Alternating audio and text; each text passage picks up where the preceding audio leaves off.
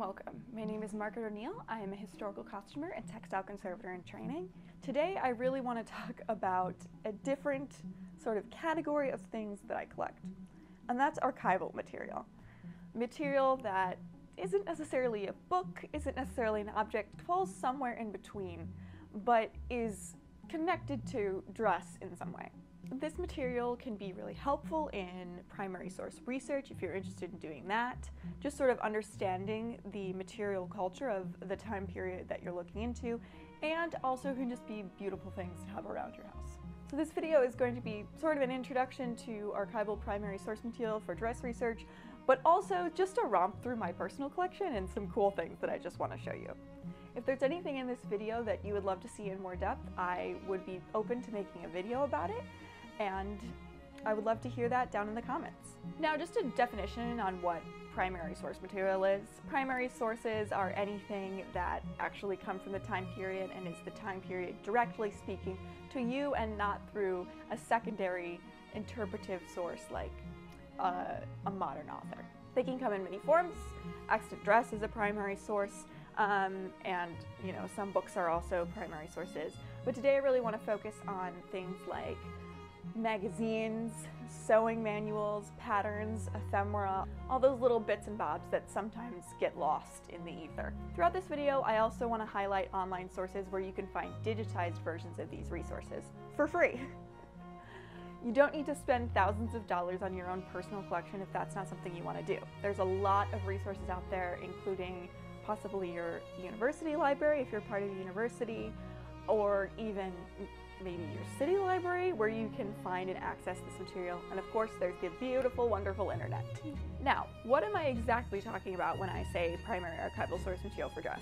We're talking about patterns, magazines, newspapers, ephemera, which is kind of all the little bits and bobs, photographs, photographic albums, and also any type of journals or ledgers or letters.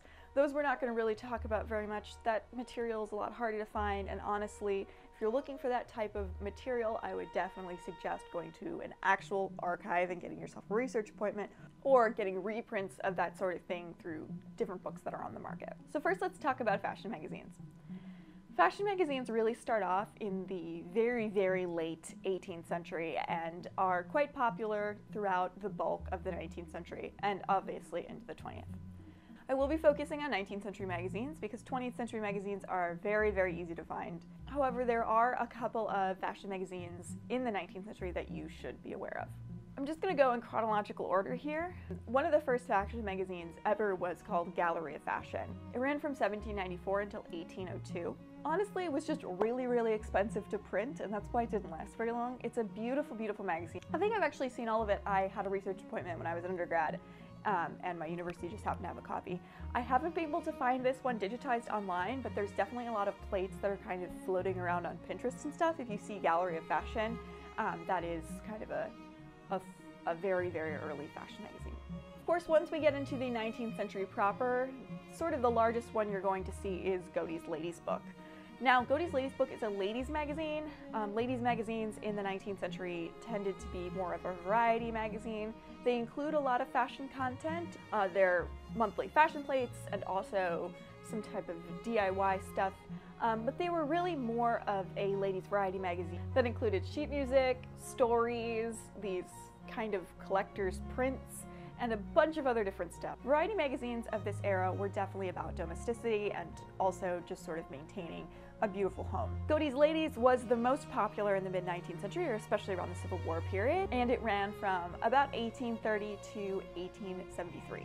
Godey's Ladies Book is at least partially digitized and is online for free at Happy Trust, so I will pop that down in the description box.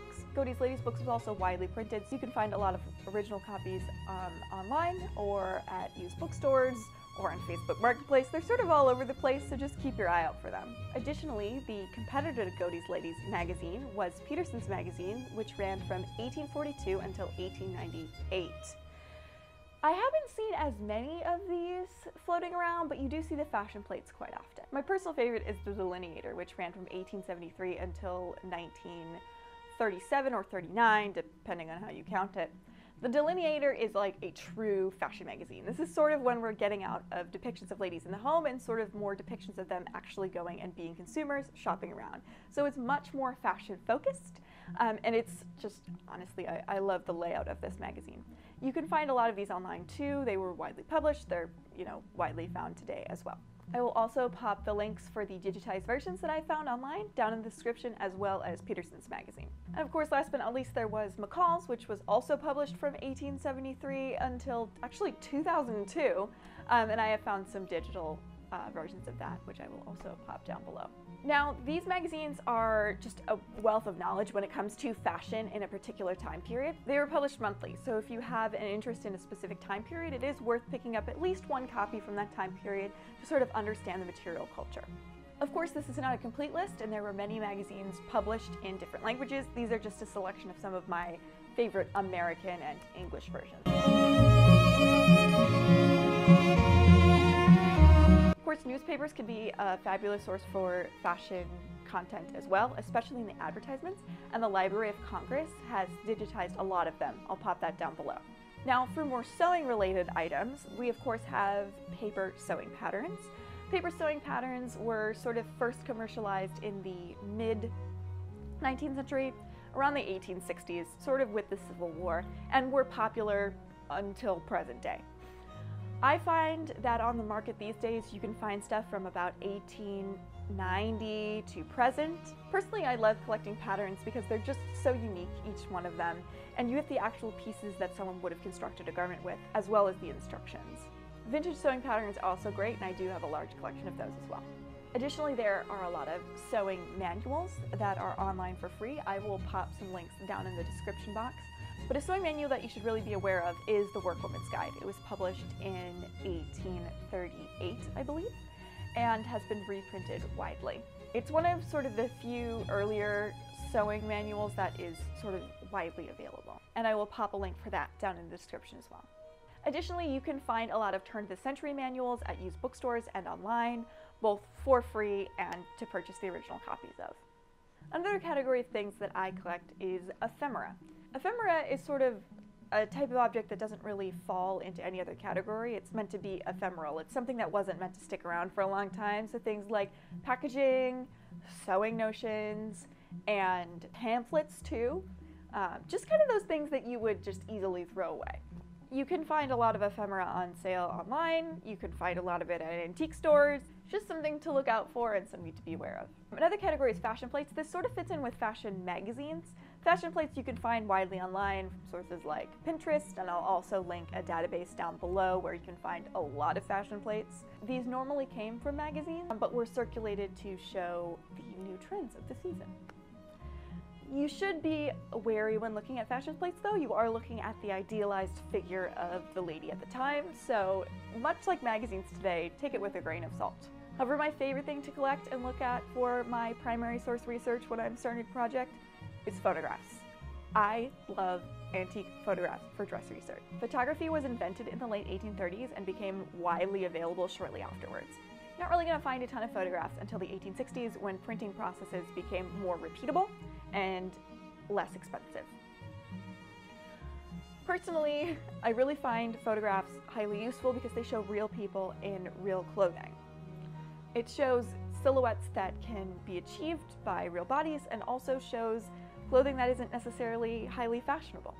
Photographs were definitely altered during this time period. There's a lot of tips and tricks that were used to not only alter silhouettes but also alter faces. However, unless you're talking about high fashion photography, body modifications were really rarely done. Photographs often show people of different sizes and different ages as well, so there's a range of people to look at. You can find photographs for sale online and at antique stores, oftentimes for very large lots on places like eBay and Facebook Marketplace. But if you're not interested in collecting the actual physical photographs, there's a ton of photographs online through museum collections and also just on Pinterest for you to look at and browse. So those are just some types of resources that you should be keeping your eye out for if you are looking out in the wild at estate sales or garage sales or even thrift stores or used bookstores to see if you can find any of this material, as well as some resources to find this material free on the internet. Now, if you are interested in collecting this type of material, there are some things that you should be aware of. Of course, make sure to store this material in a cool, dry place away from pests, preferably in an acid-free box, but plastic bags can do the trick to keep the material away from pests and other things that might want to hurt it. Make sure to handle your objects with care and limit their exposure to light. So I hope you enjoyed that little romp through these archival primary sources and also through my personal collection. Again, if you want to see individual videos on any of the objects that I've shown, please let me know down in the comments. And if you would like to follow along, you can of course subscribe to the channel. You can also follow me on Instagram at Costuming Conservation and on TikTok at Costuming Conservation. I hope you have a wonderful day. Bye!